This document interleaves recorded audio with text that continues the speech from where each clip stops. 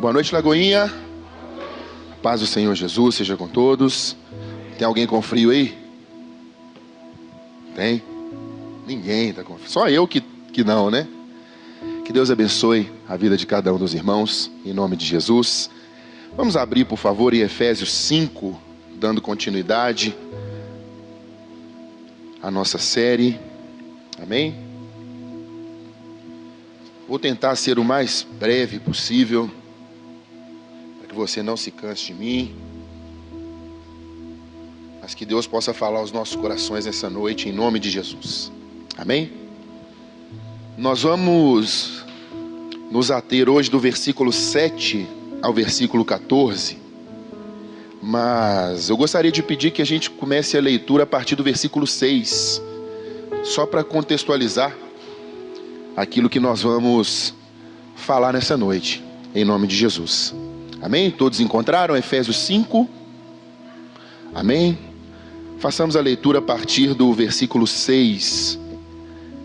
Não se deixem enganar por palavras vazias, pois a ira de Deus virá sobre os que lhe desobedecerem. Não participem do que essas pessoas fazem, pois antigamente vocês estavam mergulhados na escuridão, mas agora têm a luz no Senhor. Vivam, portanto, como filhos da luz, pois o fruto da luz produz apenas o que é bom, justo e verdadeiro. Procurem descobrir o que agrada ao Senhor. Não participem dos feitos inúteis do mal e da escuridão. Antes, mostrem sua reprovação, expondo-os à luz. É vergonhoso até mesmo falar daquilo que os maus fazem em segredo. Suas más intenções, porém, ficarão evidentes quando a luz brilhar sobre elas, pois a luz torna visível todas as coisas. Por isso se diz: desperte, você que dorme, levante-se dentre os mortos e Cristo o iluminará. Amém? Vamos ler de novo só o 14. Pois a luz torna visíveis todas as coisas. Por isso se diz: desperte, você que dorme, levante-se dentre os mortos e Cristo o iluminará. Amém? Você pode orar comigo? Feche seus olhos, por favor. Vamos fazer uma breve oração, entregando a Deus esse momento, em nome de Jesus. Pai, nós estamos na Tua casa, e eis-me aqui, ó Deus, na total dependência do Senhor e do Teu Espírito Santo. Meu Pai, em nome de Jesus, eu peço que o Senhor tenha misericórdia de mim, e que em nome de Jesus, ó Pai, o Senhor possa falar aos nossos corações nessa noite. Eis aqui, ó Deus, a Tua igreja, eis aqui a Tua casa, Pai, Lagoinha Ribeiro. Uma igreja, Deus, que ama a Tua palavra, uma igreja que vive a Tua palavra. Então, Deus, em nome de Jesus, fale conosco mais uma vez, assim como o Senhor vem falando todos os dias nessa casa, em nome de Jesus. Amém? Você pode se assentar, fique à vontade. Amém? Eu só queria pedir uma água, por favor, se alguém puder trazer. Por favor, Betânia, sem querer abusar de você. Amém. Lemos aqui capítulo 5 da carta de Paulo aos Efésios. E como eu pedi aos irmãos, para que nós lêssemos a partir do versículo 6, apenas para que pudéssemos, contextualizar aquilo que nós vamos falar agora. O capítulo 5 da carta de Paulo aos Efésios, ele é riquíssimo em todo o seu conteúdo, porque quando nós pegamos todo o capítulo 5, nós vamos ver que nele o apóstolo Paulo dá orientações aos irmãos de Efésios, que naquela época eram necessários, e também aquilo que foi dito naquela época é totalmente útil, atual e aplicável para as nossas vidas hoje, como cristãos, como pessoas, lá no seu trabalho, lá na sua casa, no seu dia a dia.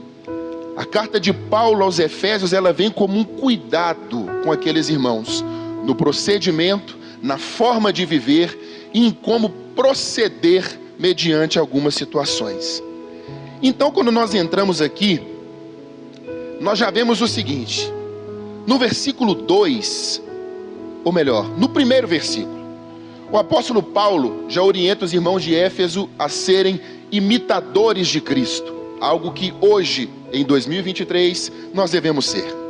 No capítulo 2, no versículo 2, melhor dizendo, ele orienta aos irmãos de Efésios que eles andem em amor.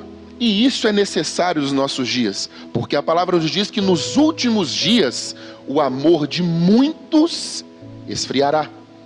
E quando nós pegamos só um pouquinho sobre isso, esse amor não está referindo apenas às coisas de Deus, mas o amor uns para com os outros, o amor pelas pessoas, o amor pelo cuidado, o amor pelos nossos parentes, o amor verdadeiro, ele está se esfriando.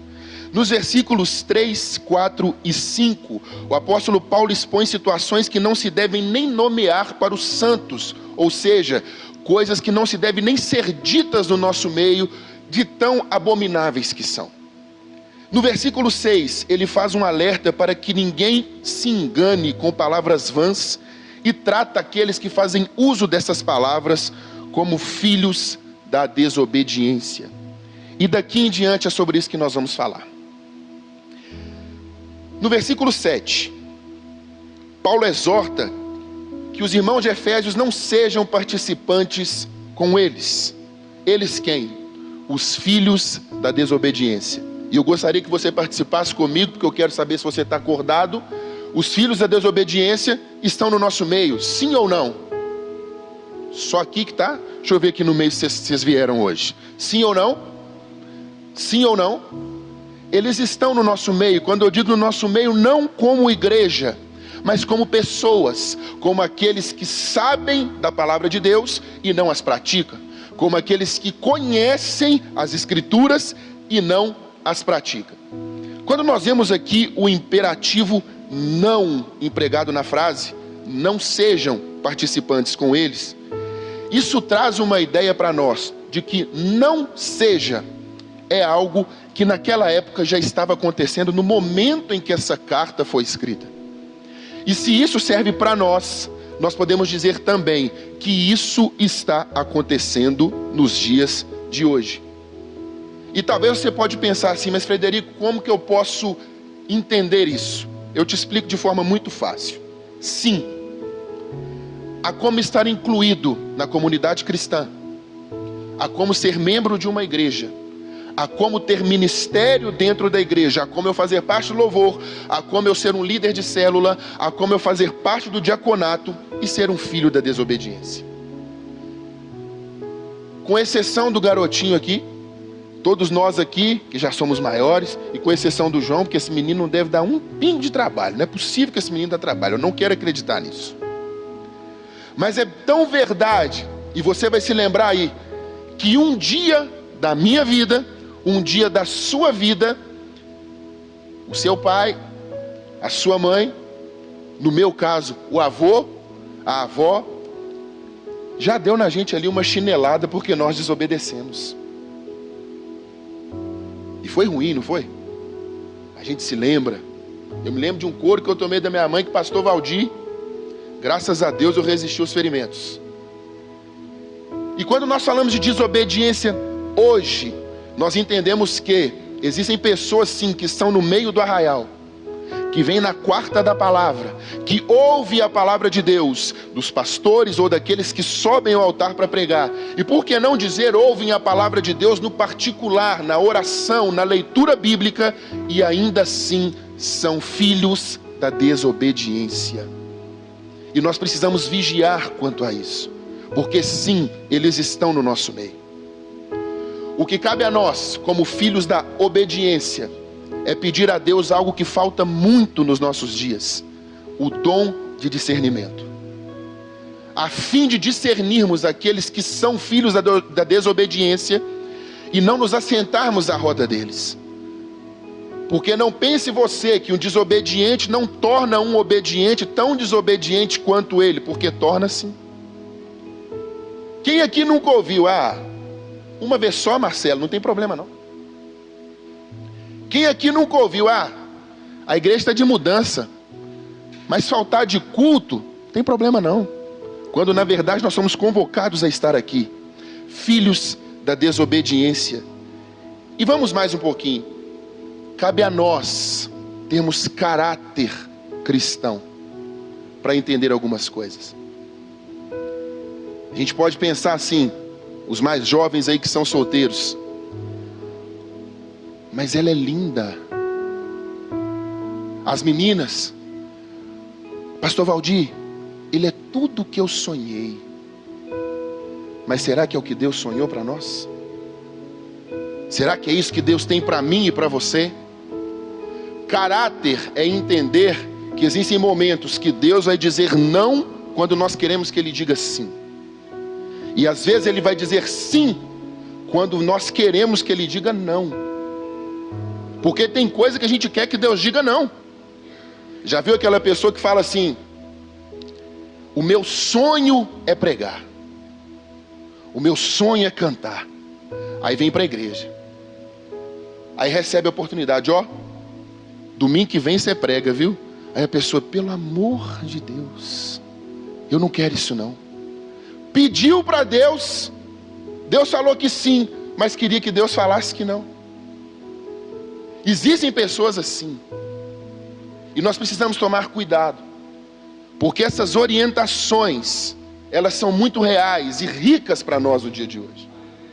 Filhos da desobediência. E essas pessoas estavam no meio do arraial. E eu volto a dizer, e talvez eu repita isso algumas vezes hoje, isso é muito atual para nós. Isso é muito verdadeiro para nós. Porque é uma máxima que diz que ser crente dentro da igreja é muito fácil. Será que é? Imitar cristão dentro da igreja é muito fácil. Agora, será que é? Porque aqui eu já estou entrando no contexto de que sim, Lagoinha Ribeiro é uma família. E família, as pessoas se conhecem.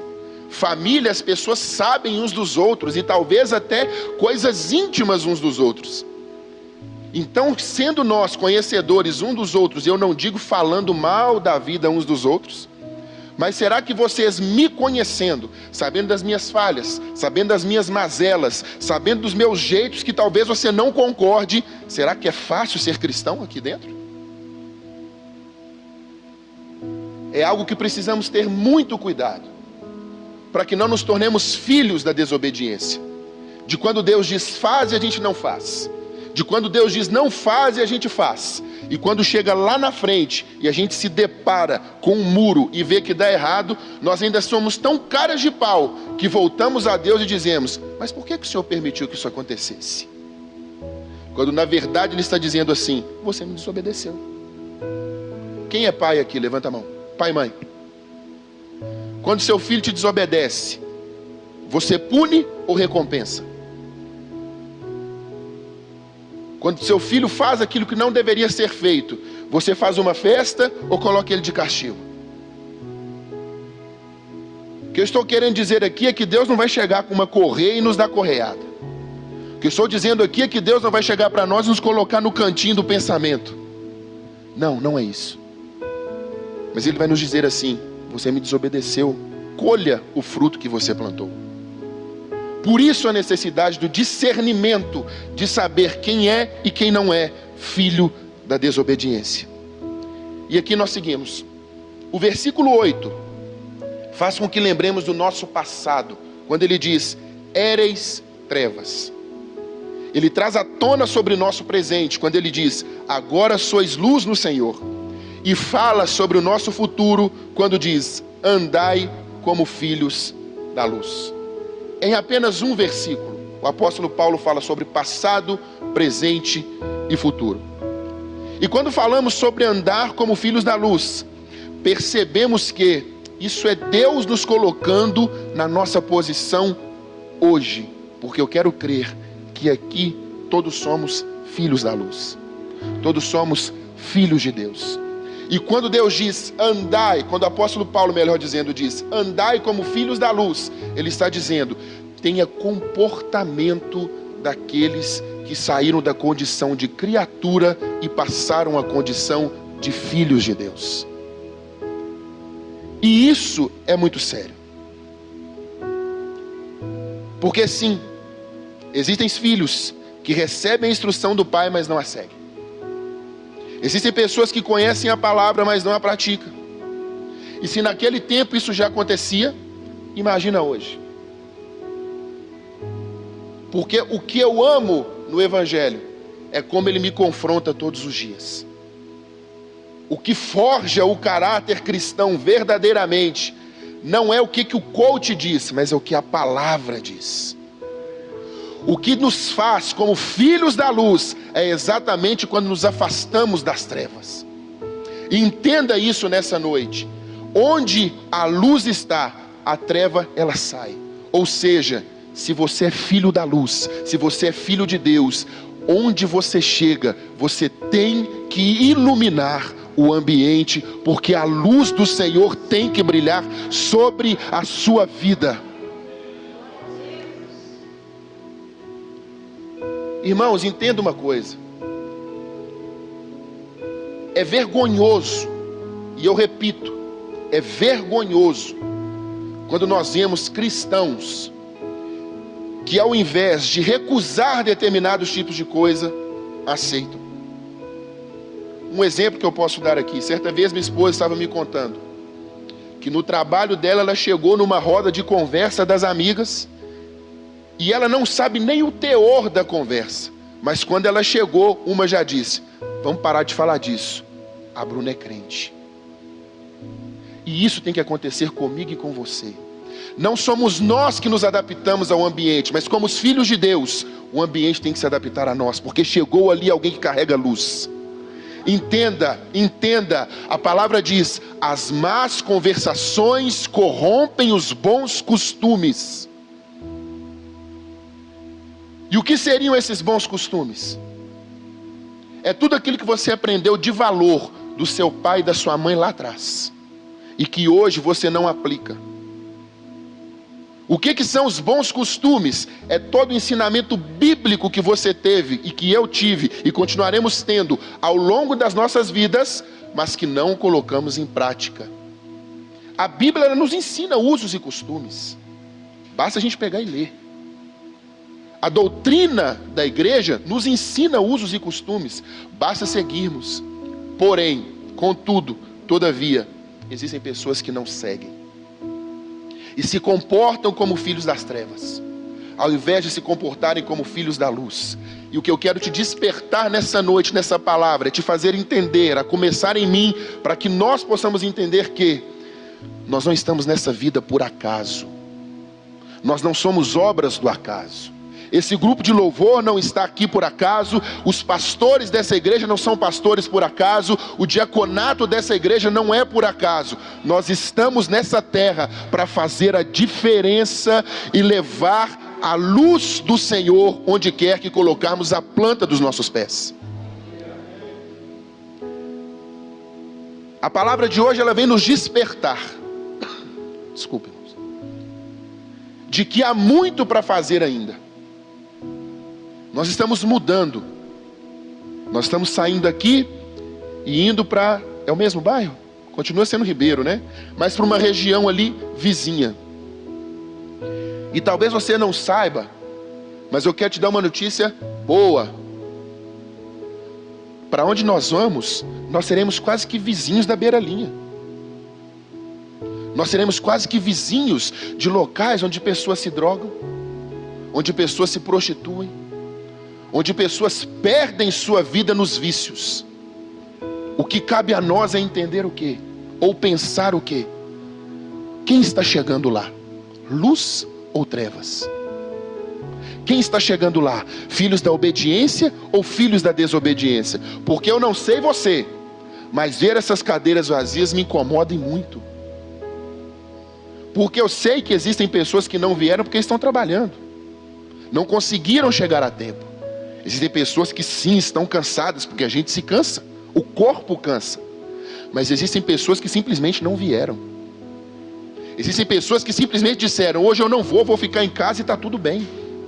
Existem pessoas que poderiam estar aqui ouvindo a palavra de Deus. Eu não estou dizendo que o que eu estou pregando é para elas, o que eu estou pregando é para nós que estamos aqui. Mas existem pessoas que poderiam estar aqui e simplesmente não estão.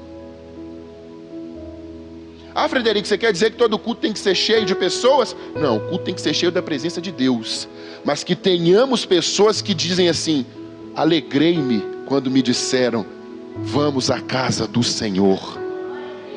Eu me sinto feliz por estar no meio do povo de Cristo. Eu me sinto bem por estar na Lagoinha Ribeiro. Por quê? Ali eu ouço a palavra. Ali o Senhor fala comigo. Ali eu chego triste e saio alegre. Ali eu vou para ouvir um louvor, ouço 3, ouço 4 e o Senhor me liberta, porque a palavra diz que Ele habita em meio aos louvores.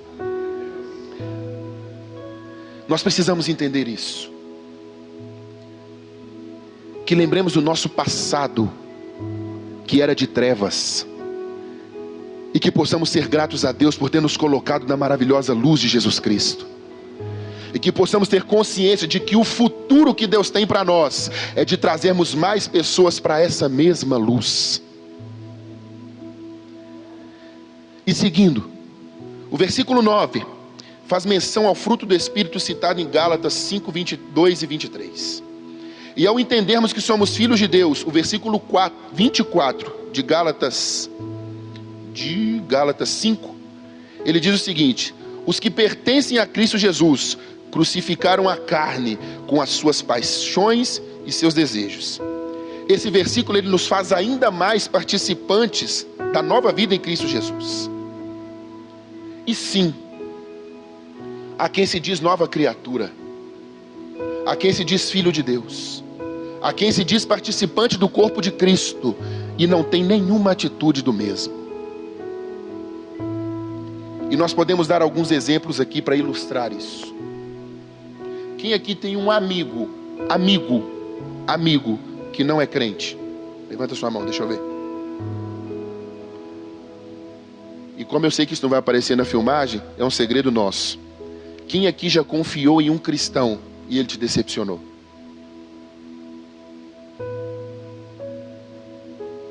Vocês entendem quanto é sério isso? A gente vive num tempo, e que eu acho muito triste isso, em que as pessoas dizem assim: viva seu sonho calado, não conta para ninguém. Faça seus planos, mas não divida com os outros. Isso é muito triste, porque coisas boas a gente quer contar. Eu me lembro quando eu estava me preparando para casar, e minha esposa falou para mim, falou assim: nós vamos seguir nós fizemos um planejamento, e ela disse para mim assim: nós vamos seguir todo esse planejamento e não vamos contar para ninguém. Deu certo? Deu, mas é ruim, porque a minha vontade é sair contando para todo mundo: eu vou casar, eu já tenho onde morar, eu vou casar, eu já tenho até a esposa, olha como Deus é bom. Mas já percebeu que quanto mais a gente abre os nossos sonhos, parece que as coisas travam? Já percebeu que quanto mais você conta coisa boa a seu respeito, mais parece que a pessoa fica assim: por que ele não eu? E coisa simples. E posso te dizer uma coisa, você não se escandaliza? É no meio da igreja. Por que o Marcelo é o líder do louvor e não eu? Por que o Valdir foi consagrado a pastor e não eu? Por que esse irmão aqui tem essa barba e não eu? Coisa simples, mas que incomoda. Coisa simples que nós deveríamos nos alegrar, mas a gente conta para uns e outros e a pessoa se entristece.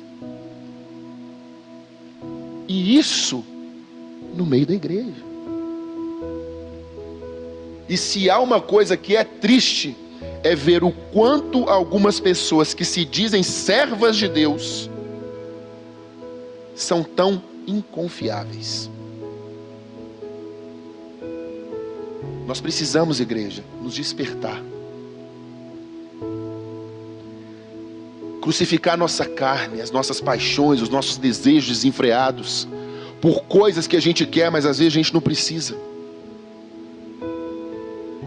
Crucificar, matar coisas que nos afastam de Cristo.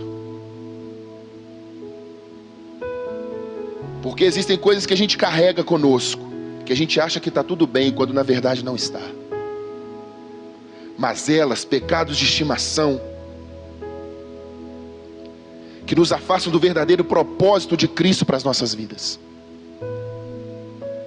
Que possamos entender isso e nos despertar nessa noite. E perguntar para Deus assim: Deus, me ensina, ou melhor, Deus, me mostra o que precisa ser retirado, para que eu viva verdadeiramente aquilo que o Senhor tem para mim. Existem coisas, irmãos, que nós precisamos abandonar, sim. Existem costumes que nós precisamos abandonar, sim. Existem lugares que nós precisamos deixar de frequentar, sim. E por que não dizer, existem amizades que nós vamos ter que abrir mão, para que a nossa vida com Cristo prossiga para o alvo, que é a salvação em Cristo Jesus. E aqui a gente já passa para o versículo 11. O versículo 11 é novamente um alerta para que não sejamos participantes e nem companheiros dos filhos da desobediência. E não apenas isso, devemos reprovar as obras das trevas. Se um cristão está em comunhão com o seu Senhor, sua própria vida será uma censura ao mundo.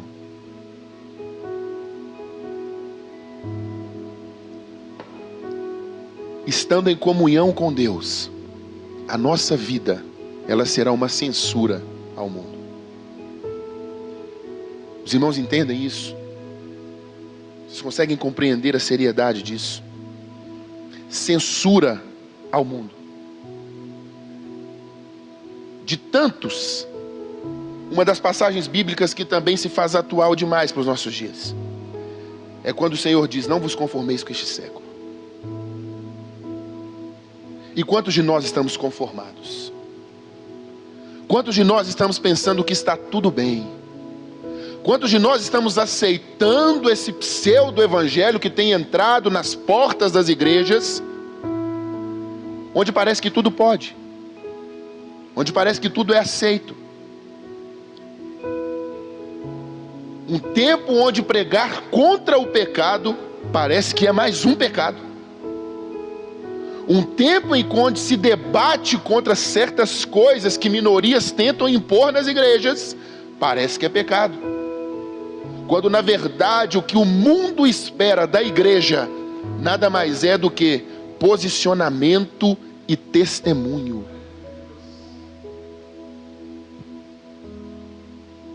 Entenda, lá no seu local de trabalho, talvez você possa pensar que não, mas tem alguém te vendo e pensando: deixa eu ver se ele é crente mesmo.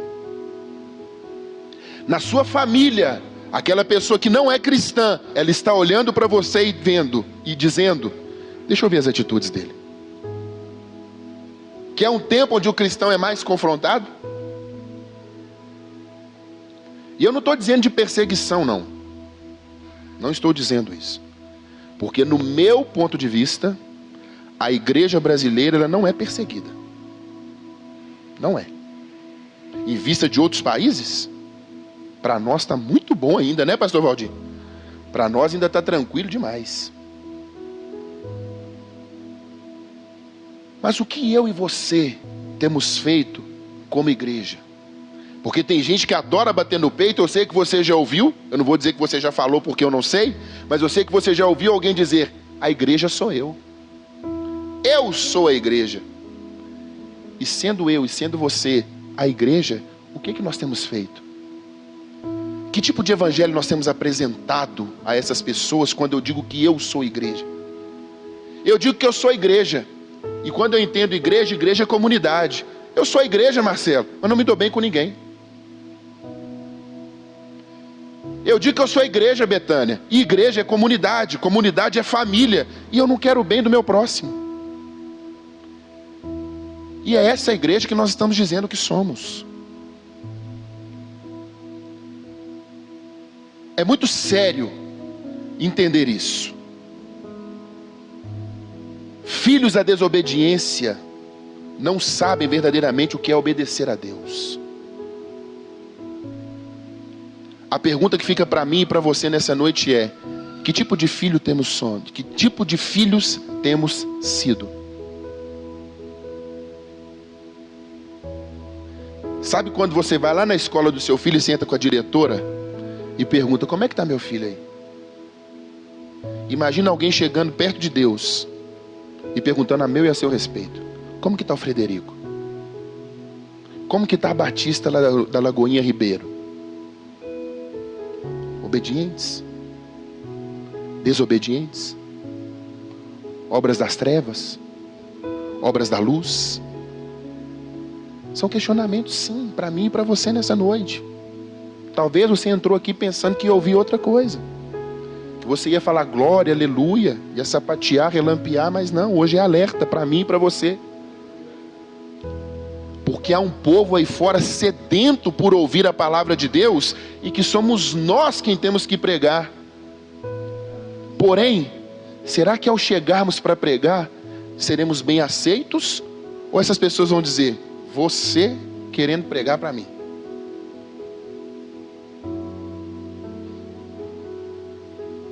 E caminhando para o fim, ainda no versículo 11, ele diz: até falar das coisas que são feitas por eles em secreto é vergonha. Irmãos, pense no quão sério é isso. Falar em secreto do que os filhos da desobediência falam é vergonha. Se falar já é vergonhoso, imagina fazer igual. Quando eu estava na minha casa, preparando essa palavra, esse sermão, eu falei com Deus assim: Deus, fala comigo primeiro. O que eu preciso ouvir do Senhor? Eu preparando o sermão, minha esposa no quarto, e Deus falando comigo: o que eu quero de você é um posicionamento. O que eu quero de você é uma nova mentalidade. O que eu quero de você são atitudes de cristão. E o que eu quero da minha igreja são atitudes de igreja.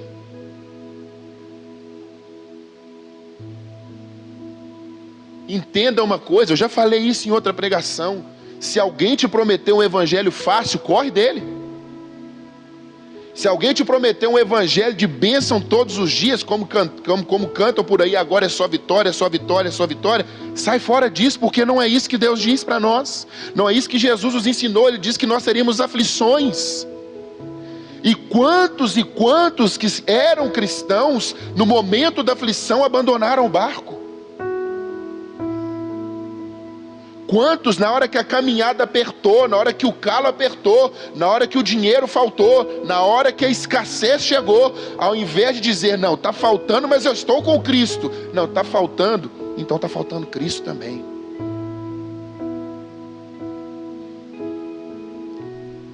A preocupação do apóstolo Paulo com os irmãos de Efésio é muito atual para os nossos dias.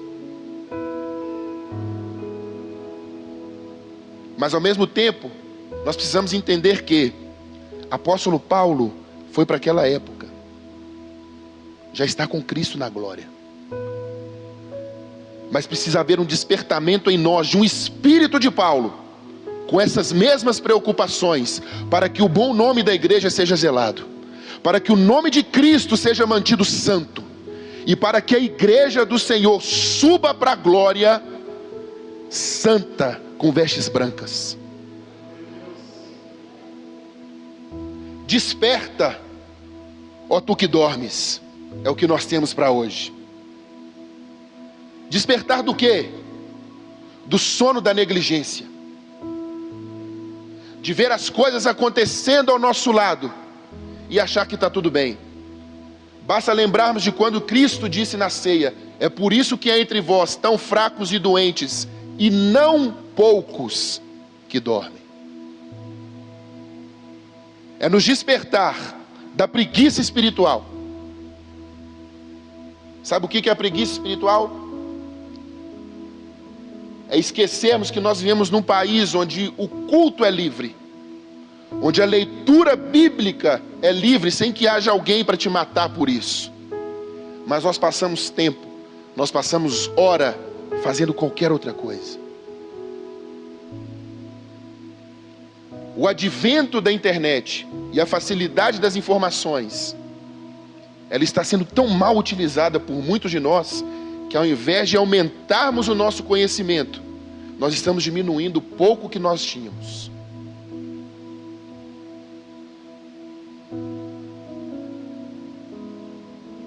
Quem está perecendo não é quem está lá fora. Há pessoas dentro da igreja perecendo porque não conhecem o Cristo da igreja. Há pessoas que entram pelas portas das igrejas, de todas elas, entram ruins e saem piores, porque querem chegar e ouvir que Deus vai dar, e ouvir que Deus vai fazer, e ouvir que vai ter reboliço, mas não suportam a sã doutrina quando Deus diz, conserta. Que não suportam quando Deus diz, muda. Que não suportam quando Deus diz, eu não estou me agradando.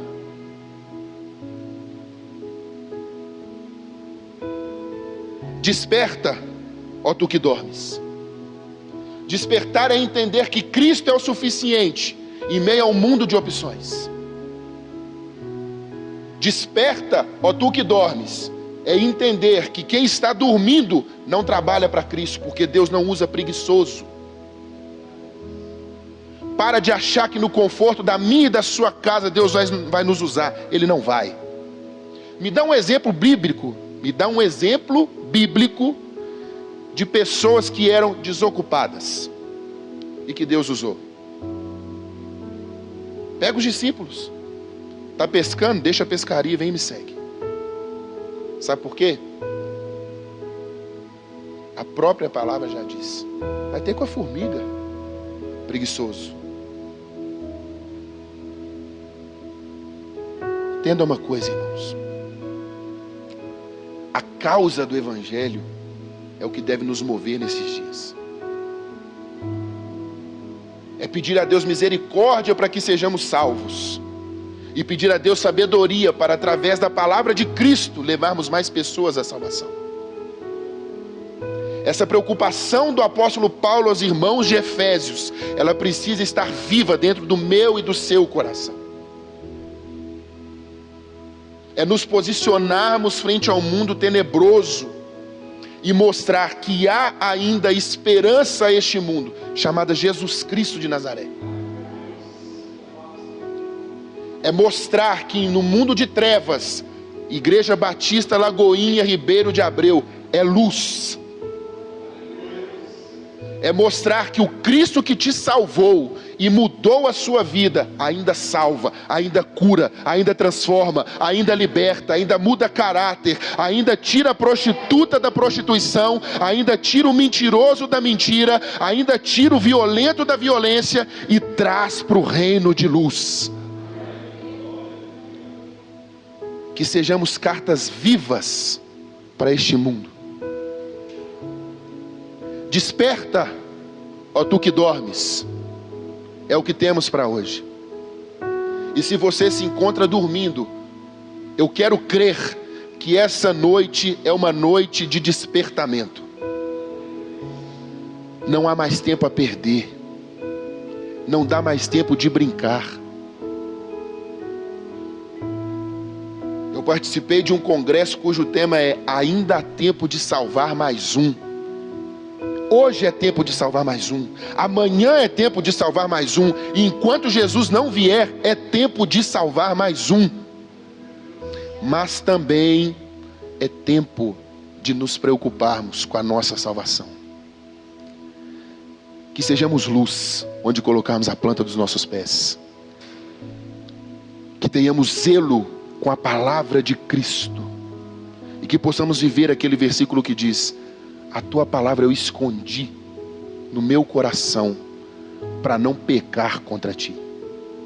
Entenda, não importa a sua idade, não importa o seu contexto de vida, é você quem tem que ser a diferença. É você quem tem que ser o porta-voz de Jesus Cristo. É você quem vai ser a luz no ambiente de trevas. Amém? Você pode se colocar de pé para nós orarmos?